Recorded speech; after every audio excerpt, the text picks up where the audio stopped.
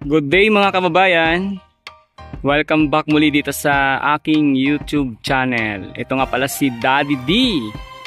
At syempre nandito tayo muli ngayon sa Manila Baywalk Dolomite Beach upang magpakita muli ng kaganapan or nagaganap dito. So sa ngayon, araw po ng Biyernes. At dito nakikita po natin yung mga kababayan natin na nag-i-enjoy sa kanilang pamamasyal dito nga sa Dolomite Beach. At dito sa may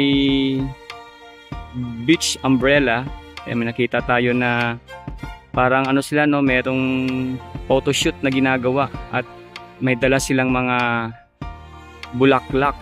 So yan, mga sunflower yata ito nakikita ko or kung ano pa man na iba't ibang bulaklak.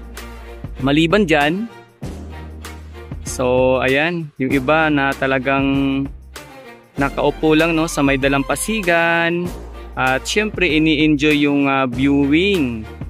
May mga nakikita rin tayong mga magulang na may kasamang mga bata. Ayan.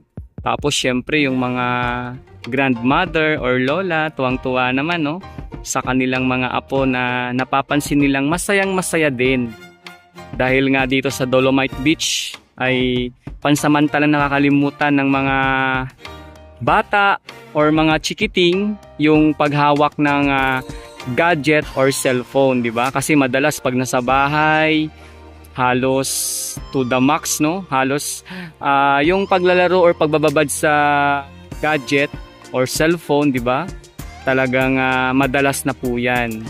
So ngayon pa nasa Dolomite Beach, pansamantala po nilang nakakalimutan at ini-enjoy yung pakikipagkahalubilo sa mga kapwa bata nila. So maiba tayo, dito naman tayo sa mismong dagat. Pakita lang po natin mga kababayan, no? Ayan. So madalas nating sinasabi sa ating live at sa ating mga ina-upload na video, talagang malaki na po talaga yung pinagbago ng Manila Bay, or ito ngayon yung tinatawag nating Manila Baywalk Dolomite Beach. Simula po ng sumailalim ito sa rehabilitation, sa pagtanggal ng mga basura, pagpalit ng buhangin, and syempre yun nga, pagtanggal ng mga burak. Naging ganito po yung resulta rito. So araw-araw pag tayo'y nagla-live dito mga kababayan, 'di ba? Nakikita nyo naman, lagi nating pinapakita din dito yung pinaka dagat, no, sa may dalampasigan. And syempre lagi nating sinasabi na ito ay may tawag pa nga tayo na sinasabi nating crystal clear, 'di ba? No, crystal clear na yung tubig or yung dagat. Totoo naman po talaga. Kasi kung napapansin ninyo, halos yung pinaka kailaliman or ito, yan, no? Yan yung ilalim ng tubig. Nakikita natin yung may ano, 'di ba? Yung mga bato-bato or dolomite pebbles. Tapos yung mga isdang maliliit na talagang masasabi ko na malinis na. Pero yun nga po, no? Ang sa DNR talaga, yung kanilang policy, kailangan ma-reach talaga kung ano yung level na dapat para sa safety, just in case na ito ay mapaliguan na ng ating mga kababayan, no? Para talagang maging safety rin sila sa mga komento kung sakali man na payagan na ngang maligo or maging swimmable itong Manila Baywalk Dolomite Beach. Sa ngayon, viewing muna, pero tangkita naman natin kung gaano ini-enjoy ng ating mga kababayan kahit viewing lang, di ba, no? Kahit kumbaga yung sunrise, yung sunset, di ba? Napapansin natin 'yan kung gaano ka nagagalak yung ating mga kababayan, di ba? So, yun. Isa po ito talaga sa patunay or naging epekto or naging resulta din, no, sa paglinis ng Dolomite Beach. Kagaya ngayon, ayan, nakikita natin, no, yung mga isda. Grabe, ayan, no. Oh, tingnan nyo mga isda, tumatalon sa tuwa yung mga isda na yan, no? Diba? Hindi natin nakuhanan lahat, no? Sayang. Ayun.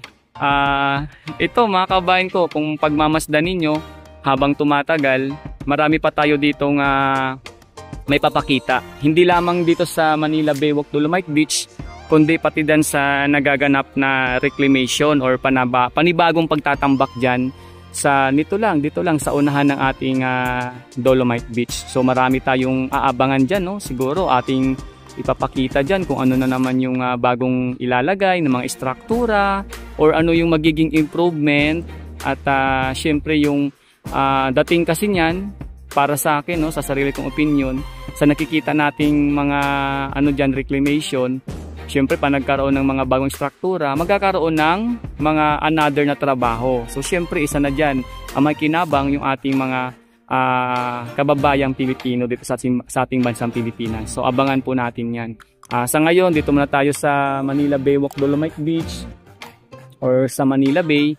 Ipakita lang natin kung ano yung dito kaganapan sa araw-araw. At higit sa lahat, talagang thankful din ako, no? Talagang thankful po talaga ako. Kasi, di ba? Akalain nyo, mga kabayan ko, parang ako isang mamayamang Pilipino, proud din ako na meron tayong ganito sa city, no? Manila, di ba? Kung saan hindi mo na kailangan pumunta pa ng probinsya or sa mga medyo malalayong lugar na makalanghap ka ng sariwang simoy ng hangin, makakita ka ng dagat.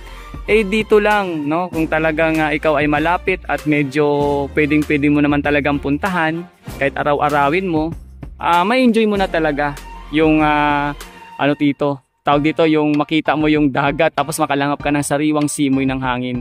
So yun yung isa sa naging dulot sa paglinis at paganda nitong ating Manila Baywalk Dolomite Beach, no, di ba? So syempre hindi naman lingid po sa lahat na ang paglinis ng Manila Bay ay sinimulan po yan, no, nung kapanahunan po ng ating dating Pangulong Rodrigo Roa Duterte. At syempre yung kanyang kumbaga kasakasama dito yung dating Secretary Roy Simato. At syempre ako nagpapasalamat din, no, pag ito'y napanood ng ating mga magigiting at mahisipag na volunteers na kahit saan pumupunta para lang makatulong sa paglinis or pag-alis ng mga basura sa mga baybayin. At syempre yung mga nagmi-maintain dito ng kalinisan, no, yung MMDA, yung DPS, tapos yung yung Stero Rangers, yan, sila yung lagi nagme-maintain dito, kaya dapat din natin silang pasalamatan. So yun, sa muli mga kabayan ko, ito nga pala si Daddy D, and hopefully sundan nyo po muli ang ating mga susunod pa na update dito po sa Manila Baywalk Dolomite Beach or sa Manila Bay, dahil dito marami pa tayong ipapakita. So ito, talagang nakakatuwa makita yung ating mga kabayan na nag-i-enjoy sa kanilang pamamasyal dito nga po sa May Manila Bay. Maraming salamat po sa mga nanonood ng ating mga upload video and live streaming palagi sa aking channel, at salamat din sa mga mag-likes, mag-share at mag-subscribe. Salamat mga kabayan, ingat tayo palagi, and God bless us all.